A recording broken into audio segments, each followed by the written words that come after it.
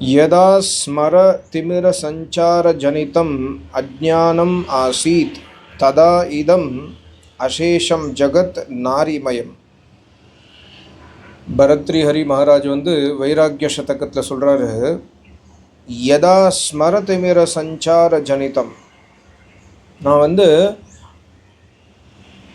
எப்போ வரைக்கும் எனக்குள்ள காம வாசனை இருந்ததோ, காம வாசனை எனக்குள்ள நிறையா உற்பத்தி ஆகிட்டே இருந்தது. எது வரைக்கும் நான் காம வாசனையில் இருந்தேனோ அது வரைக்கும் அக்ஞானம் ஆசீத். ஏன் அது உற்பத்தி ஆச்சுன்னா அக்ஞானத்தினால நான் ரொம்ப காமாந்தகனாக இருந்திருக்கேன். நிறைய பெண்களோட சேர்ந்திருக்கேன், நிறைய விபச்சாரிகளோடு சேர்ந்திருக்கேன், நிறையா என்னுடைய மனைவியை விட்டுட்டு வேறு பெண்களோடையும் சேர்ந்து இருந்திருக்கேன் என் மனைவிக்கு முன்னாடியே. இது பரத்ரிஹரி அவருடைய கதையில் வரும். ஸோ எதனால் நான் அப்படி இருந்தேன்னா, இந்த காம வாசனை எதனால் வந்ததுன்னா அக்ஞானத்தினால், மூர்க்கத்தன்மையினால். அக்ஞானம் ஆசீத் யதா ஸ்மர, அது வரைக்கும் நான் ஸ்மரம் தான், அது வரைக்கும் நான் காம வாசனையோடைய நினைப்பிலே இருந்திருக்கேன். தினசரி காமம் செய்கிறது, தினசரி தண்ணி அடிக்கிறது, மதுரபானம் குடிக்கிறது, இந்த விஷயத்துலேயே இருந்தேன். இதம் அசேஷம் ஜகத் நாரிமயம். அது வரைக்கும் எனக்கு எப்படி தெரிஞ்சது, இந்த உலகம் இதம் அசேஷம் ஜகத், இந்த அகில சம்சாரமும் இந்த அகில உலகமும் நாரிமயம். நாரிமயம்னா எனக்கு இந்த அகில உலகத்தில் பெண்கள் மட்டுமே கண்ணுக்கு தெரிஞ்சாங்க. இது ஒரு ஆணுடைய கண்ணோட்டம். இதே விஷயம் ஒரு வைராக்கியவான் ஒரு பெண்மணி இருந்தானா அவளுடைய கண்ணோட்டத்தில் அவள் இப்படி மாற்றி சொல்லலாம். எனக்கு நாரிமயம்க்கு பதிலாக புருஷமயம். ஒரு காமுற்ற ஒரு பெண்ணுக்கு, ரொம்ப காம வாசனை அதிகமாக இருக்கிற அந்த பெண்ணுக்கு மற்ற எல்லா இடத்துலையும் அழகான ஆண்கள் எங்கன்னு தேடின்னு இருப்பாள். அதே மாதிரி காமுற்ற ஒரு மனுஷன் ஒரு ஆம்பளை எல்லா இடத்துலையும் எந்த இடத்துல அழகான பெண்ணு கிடைப்பா அவன் பார்க்கும்பொழுது பெண்களுடைய ஸ்தனங்களையே பார்ப்பான், பெண்களுடைய அந்த உடம்புடைய அந்த வடிவத்தையே பார்ப்பான். அவன் காமாந்தகன். ஏன் அப்படி இருக்கான்னா அக்ஞானம் ஆசீத், ஞானம் அற்று இருந்ததால், ஞானம் இல்லாததால் நான் அப்படி இருந்தேன். அதுக்கப்புறம் என்னாச்சு, பரத்ரிஹரி காட்டுக்கு போயிட்டாரு. ஏன் காட்டுக்கு போனார்? ஏதோ அவர் மற்ற பெண்களோடு இருந்திருக்காரு. தன்னுடைய மனைவி மற்ற ஆணோடு இருக்கும் பொழுது அதை தெரிஞ்சுட்ட பிறகு அப்போ தான் அவர் ரியலைஸ் பண்ணுறாரு, ஆஹா, நான் வேறு பொண்ணோடு இருக்கும்பொழுது எனக்கு என்னுடைய மனைவி எப்படி ஃபீல் பண்ணான்னு எனக்கு தெரியாது. பட் என் மனைவி வேறு ஒரு ஆம்பளையோடு இருக்கும்பொழுது என்னால் தாங்க முடியல, விரக்தி வந்துருச்சு அப்போ. ஸோ அப்போ அதை விட்டுட்டு அப்புறம் தபஸ்வியாக மாறிடுவார். இதி திருஷ்டம் இதானீம் படுதர் விவேக அஞ்சன ஜுஷாம். ஸோ அதுக்கப்புறம் என்னாச்சுன்னா,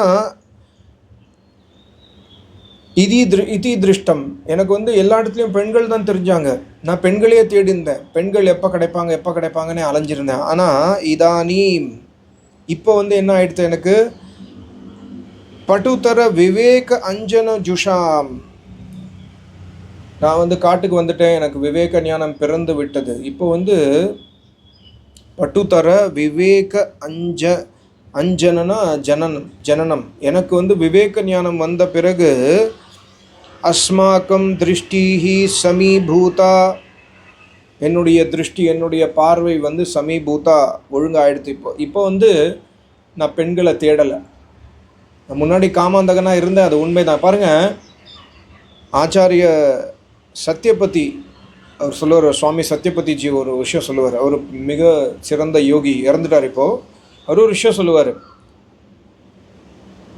உனக்கு ஞானம் வர வேண்டும் என்றால் முதல் விஷயம் என்ன பண்ணனா, செஞ்ச தப்பை பகிரங்கமாக விட்டுக்கொள்ள வேண்டும். எல்லார் முன்னாடியும் நீ செஞ்ச தப்பை வெளிப்படையாக சொல்கிறதுக்கான தைரியம் உனக்கு வந்தால் மட்டுமே உனக்கு நீ ஞானம் அடைய முடியும். இது அவர் சொல்கிற நான் அடிக்கடி யோசித்து பார்ப்பேன் இதை பற்றி. அவர் சொல்லுவாராம், அவருடைய சிஷ்யர்கள்லாம் சொல்லுவாங்க, அவருடைய சிஷ்யர்கள் எல்லாருமே இன்றைக்கி மிகச்சிறந்த ஞானிகள், இன்னும் யோகி ஆகலை, பட் ஞானிகள் தவத்தில் இருக்காங்க. அவங்க அடிக்கடி சொல்லுவாங்க, எங்கள் குருநாதர் தினசரி எங்களை கூப்பிட்டு எல்லார் முன்னாடியும் எங்களை நீ செஞ்ச தப்பு சொல்லி இன்றைக்கி செஞ்ச தப்பெல்லாம் ஒப்பி அப்படின்னு சொல்லுவாராம். ஸோ அதனால் நாங்கள் வந்து எங்களுடைய சுபாவம் என்ன ஆகிடுச்சுன்னா நாங்கள் தவறே செய்யறதில்ல. அப்படி தவறு செஞ்சால் நாங்கள் மற்றவங்க முன்னாடி சொல்லுவோம், நான் காம வாசனையில் ஈடுபட்டேன், நான் இன்றைக்கி கோவப்பட்டேன், நான் இன்றைக்கி பணத்தை திருடினேன், நான் பணத்தை திருடுறதுக்கு யோசித்தேன், ஆசிரமத்தில் வந்து 10 லட்ச ரூபா பணம் யாராவது டொனேஷன் பண்ணிட்டு போயிருக்காங்கன்னா அந்த பணத்தை எடுக்கணும்னு நான் யோசித்தேன் அப்படின்னு நாங்கள் ஓப்பனாக ஒத்துக்க ஆரம்பித்தோம். ஸோ அப்படி பண்ணதுனால எங்களுக்குள்ள விவேக ஞானம் பிறந்து விட்டது. ஸோ அதான் இங்கே சொல்கிறாரு. இது ஏன் சொல்கிறேன்னா இங்கே பாருங்கள், நான் பல பெண்களுடன் இருந்தேங்கிற விஷயத்த பரத்ரி ஹரி வந்து நம்ம பெரிய தபஸ்வின்னு நினச்சிட்டு இருக்கோம். பட் அவர் சொல்கிறாரு பாருங்கள், தபஸ்வி தான் உண்மையான தபஸ்வி, தன்னுடைய தவறுகளை பகிரங்கமாக ஒப்புக்கொள்வார். ஸோ அஸ்மாக்கம் திருஷ்டிஹி அப்பி திரிபுவனம் பிரம்ம மனுதே. இப்போ என்னுடைய திருஷ்டி வந்து என்னுடைய பார்வை மாறிவிட்டது. என்னுடைய பார்வை வந்து பெண்கள் மேலே இல்லை. பெண்களுடைய இடுப்பை பார்க்கறது, பெண்களுடைய பின்புறத்தை பார்க்கறது, மார்பகத்தை பார்க்கறது, அவங்களுடைய அழகை பார்க்கறது, அவங்களுடைய இந்த படத்துலாம் காமிப்பாங்க, அவங்களுடைய ஃபோக்கஸ் பண்ணி இல்லை உதட்டை பார்ப்பாங்க, உதட்டை காமிப்பாங்க. இது வந்து இந்த திருஷ்டி வந்து கேவலமான காம திருஷ்டி. காம திருஷ்டியில் இருந்தால் என்ன ஆகுனா பிரம்ம ஜோதி அணைந்து விடும். ஸோ இந்த இடத்துல என்ன சொல்கிறாருன்னா, அஸ்மாக்கம் திருஷ்டிஹி சமீபூதா.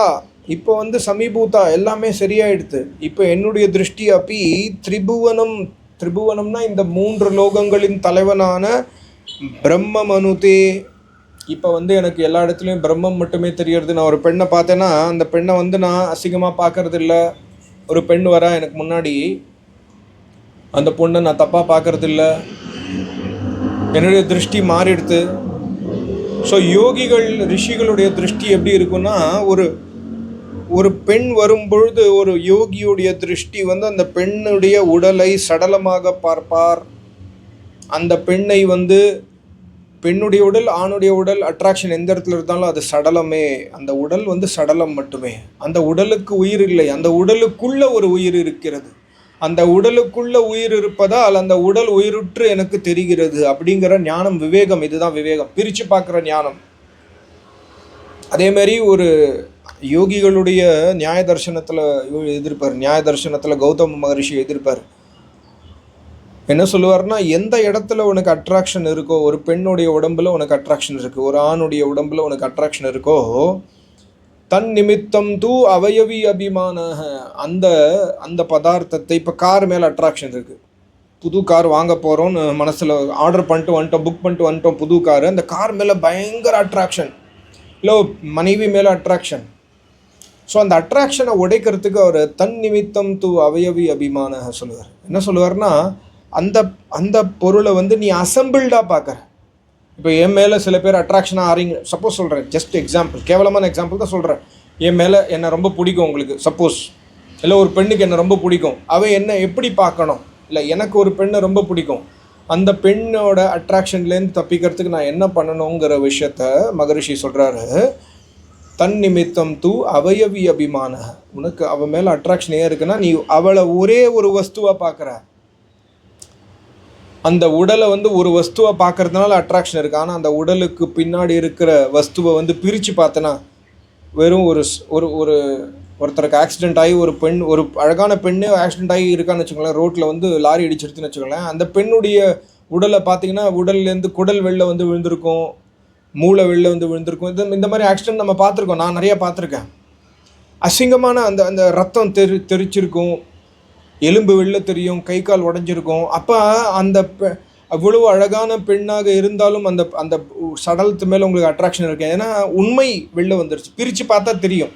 ஸோ அதான் ரிஷி சொல்லுவார், எந்த பொருள் மேலே உனக்கு அட்ராக்ஷன் இருந்தாலும் அந்த பொருளை பிரித்து பார்த்தா உனக்கு அட்ராக்ஷன் வராது. ஸோ எப்படி பரத்ரி ஹரிக்கு வந்து இந்த பிரம்ம மனுதே, எல்லா இடத்துலையும் எனக்கு பிரம்மம் எப்படி தெரியறதுன்னா, ஏன் எனக்கு இப்போ அதே பெண்ணு, நான் இளமையாக தான் இருக்கேன், நான் காட்டுக்கு வந்துட்டேன், நான் கோவணம் கட்டின்னு இருக்கேன், ஒரு பெண்ணு வரா எனக்கு முன்னாடி, அந்த பெண்ணு மேலே எனக்கு இப்போ அந்த காமவாசனை வரல. முன்னாடி அதே மாதிரி ஒரு பெண் வந்தால் என்னால் காமவாசனை கண்ட்ரோல் பண்ண முடியாது. நான் ஒரு ராஜாவாக இருந்திருக்கேன், உடனே சொல்லுவேன், என்னுடைய மந்திரிகளுக்கு சொல்லுவேன், அந்த பெண் எனக்கு வேணும் அப்படின்னு சொல்லுவேன். அப்படி இருந்திருக்கார் அவர். ஸோ இப்போ வந்து எனக்கு ஒரு பெண் வந்தால் எனக்கு பிரம்ம ஞானம் மட்டுமே தெரியறது, எனக்கு பிரம்ம ஞானம் பிரம்ம திருஷ்டி தான் தெரியறது.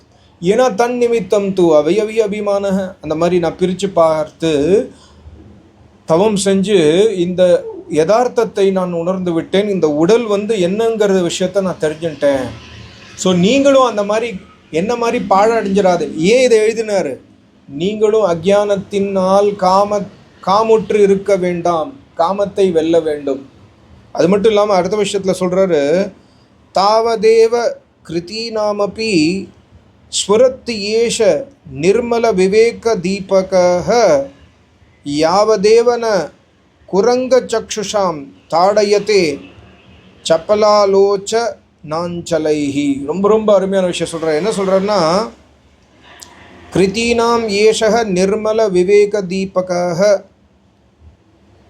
இந்த யாராவது வந்து நிர்மல விவேக ஞானத்துடைய தீபம் எரியிற வரைக்கும், கிருதீனாம் ஏஷக அப்பி விவேக ஞானம்ங்கிற தீபம் எரியிற வரைக்கும் நம்ம இந்த காமத்தில் மாட்டிக்க மாட்டோம்.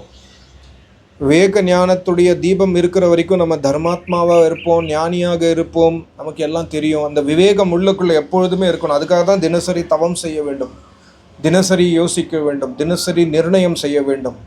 எப்போ வரைக்கும் தவம் செய்ய வேண்டும்? எப்போ சமாதி அடைகிற வரைக்கும், சமாதி அடையாத வரைக்கும் தவம் செய்ய வேண்டும். சமாதி அடைஞ்ச பிறகு அந்த சமாதியை காப்பாற்றுறதுக்கு திருப்பி தவம் செய்ய வேண்டும். யோகக்ஷேமம். யோகம்னா என்ன? யோகம்னா இல்லாத பொருளை அடைவது யோகம், க்ஷேமம்னா அடைந்த பொருளை காப்பது க்ஷேமம், யோகக்ஷேமம். நல்லா நினச்சிக்கோங்க. ஸோ அதான் என்ன சொல்கிறாருன்னா, தர்மாத்மா இந்த மனசுக்குள்ளே இந்த ஞான தீபம், இந்த விவேக ஞானம்லாம் வந்து எரியிற வரைக்கும் தான் நான் ஞானி தர்மாத்மாவாக இருக்கேன். தாவதேவ ஸ்ஃபுரதி யாவதேவ குரங்க சக்ஷுஷாம் சபல லோச்சன ந தாடியத்தே அஞ்சலைஹி. ஸோ இப்போ இங்கே என்ன சொல்கிறாருன்னா, எப்போ வந்து அந்த விவேக தீபம் அணைந்து விட்டதோ, அந்த விவேக தீபம் அந்த ஞானம் அணைஞ்சிருத்துனா திருப்பியும் உடனே வந்து குரங்க சக்ஷுஷாம் சபல லோச்சன அஞ்சலைஹி, அந்த பெண்ணை வந்து திருப்பி நான் காமுற்று பார்க்க ஆரம்பித்து விட்டேன். ஸோ இது ரொம்ப இம்பார்ட்டண்ட்டான பாடம். ஞானம் சில பேருக்கு வந்து காமத்தில் ஈடுபட்ட பிறகு வைராக்கியம் உடனே பிறக்கும். சில பேருக்கு வந்து சுடுகாட்டுக்கு போன உடனே வைராக்கியம் பிறக்கும். இறந்துட்டாங்க, சுடுகாட்டுக்கு போகிறோம், இல்லாட்டி இறந்த இடத்துல சடலத்தில் வச்சுருக்காங்க, அங்கே போனால் வைராக்கியம் இருக்கும். கொஞ்ச நேரம் அந்த வைராக்கியம் தான் அந்த ஞானம். அந்த ஞானம் இருக்கும்பொழுது ஒரு பெண் வர, சடலம் இருக்குது ஒரு இடத்துல, நீ இறந்துருக்காங்க, நீங்கள் போகிறீங்கன்னா அந்த இடத்துல ஒரு பெண்மணி வரானா, அழகான ஒரு பொண்ணு வரானா, அவளை நீங்கள் பார்க்க மாட்டீங்க, மனசுக்குள்ளே வைராக்கியம் இருக்கிறதுனால. வீட்டுக்கு வந்த பிறகு வேறு மாலுக்கு போகிறீங்க, படத்துக்கு போகிறீங்க, சினிமாவுக்கு போகிறீங்க, அங்கே போகிறீங்க, அப்போ அந்த மாதிரி ஒரு பெண்மணி வந்து அவளை பார்க்க ஆரம்பிச்சிடுவீங்க. ஏன்னா வைராக்கியம் தீபம் இருக்கிற வரைக்கும், ஞானம் இருக்கிற வரைக்கும் உன் மனசு வந்து ஞானியாக தர்மாத்மாவாக மாறுறது. எப்போ அந்த ஞானத்தை நீ அழித்து விடுகிறாயோ, ஸ்புரதி யாவத் குரங்க சக்ஷுஷாம் சபலலோச்சன அஞ்சலைஹி ந தாடியத்தே, அப்போ நான் வந்து அந்த ஞானத்தை அணைத்த பிறகு நான் வந்து திருப்பி அக்ஞானியாக மாறிடுறேன். ஸோ இந்த ஞானம்ங்கிற தீபம் வந்து ஒரு தடவை ஏற்றினா போகாது. வழக்கு எரியுறது, இங்கே ஹோமம் பண்ணி முடித்த வழக்கு எரியுறது, எவ்வளோ நேரம் எரியும் இந்த வழக்கு? இந்த வழக்கு வந்து 4 மணி நேரம் எரியும், அதுக்கப்புறம் அணைஞ்சிரும், திருப்பி எண்ணெய் விட்டால் தான் எரியும். அதே மாதிரி தினசரி நம்மளுடைய மனசுக்குள்ளே இருக்கிற ஞானத்திற்கு எண்ணெய் விட வேண்டும், அப்போ தான் அந்த தீபம் எரியும். அப்படி அணைஞ்சிருத்துனா உடனே நம்ம திருப்பியும் அக்ஞானியாக மாறிடும். அக்ஞானியாக மாறினா காமத்தில் ஈடுபடுவோம், குரோதத்தில் ஈடுபடுவோம், லோபத்தில் ஈடுபடுவோம், பேராசைப்படுவோம், அடுத்தவங்களை பார்த்து பொறாமைப்படுவோம். அவனுக்கு கொண்டு இப்படி இருக்குது எனக்கு இல்லையே, அவனுக்கு கொண்டு அது கிடச்சிருக்கு எனக்கு இல்லையே, இறைவன் அநியாயம் பண்ணுறாரு, இந்த மாதிரி தாட்ஸ் வரும். ஸோ பாருங்கள், உங்கள் வாழ்க்கையை நீங்கள் அப்சர்வ் பண்ணி பாருங்கள். சம்டைம்ஸ் நீங்கள் உங்கள் வாழ்க்கையில் வைராக்கிய ஞானியாக இருந்திருப்பீங்க, தினசரி இது நடக்கும். காலையில் ரொம்ப அருமையாக இருப்பீங்க, மத்தியானம் மாறிடும். ஏன்னா அந்த தீபத்தை நாம் கண்டினியூஸாக அந்த தீபத்தை ஏற்றவில்லை, அந்த தீபத்தை எரிய வச்சுக்கலை. அந்த தீபத்தை கண்டினியூஸாக நம்ம ஆன் பண்ணி வச்சுக்கணும். அதை கண்டினியூஸாக ஆன் பண்ணி வச்சுக்கிறதுக்கு ஒரே ஒரு உபாயம்தான் ஈஸ்வர பிணிதானானி, இறைவனுடைய அனுபவம். இறைவன் இங்கே இருக்காருங்கிற அனுபவம் எப்பொழுதுமே மனசில் இருந்தால் அந்த தீபம் எரிஞ்சுட்டே இருக்கும். எப்போ நம்ம இறைவன் இல்லைங்கிற அந்த சிந்தனை வந்துருத்தோ, இந்த இடத்துல இறைவன் இல்லை, சரி நான் தப்பு செய்யறேன் அப்படிங்கிற சிந்தனை வந்த உடனே அந்த தீபம் அணிஞ்சிடும். ஸோ இது ஒரு மிகப்பெரிய போராட்டம் வாழ்க்கையில். இந்த போராட்டத்தை நம்ம கைவிட்டுறக்கூடாது. There is no cease fire in this. இந்த போராட்டத்துக்கு சீஸ் ஃபயர் கிடையாது, ஞாபகம் வச்சுக்கோங்க. இந்த போராட்டத்துக்கு சீஸ் ஃபயர் பண்ணிங்கன்னா நீங்கள் அக்ஞானியாக மாறிடுவீங்க. ஸோ தொடர்ந்து போராட வேண்டும். அதற்கு இறைவனுடைய ஹெல்ப்பு எடுத்துக்கணும். அப்போ தான் நம்ம இந்த மாதிரி ஞானியாக மாற முடியும். இது ஒரு பெரிய ஸ்ட்ரகிள், எல்லாருக்கும் பெரிய ஸ்ட்ரகிள், எனக்கும் பெரிய ஸ்ட்ரகிள், உங்களுக்கும் பெரிய ஸ்ட்ரகிள். நல்லா முயற்சி செய்ய வேண்டும் தினசரி. ரொம்ப நன்றி, நமஸ்காரம். ஓம்.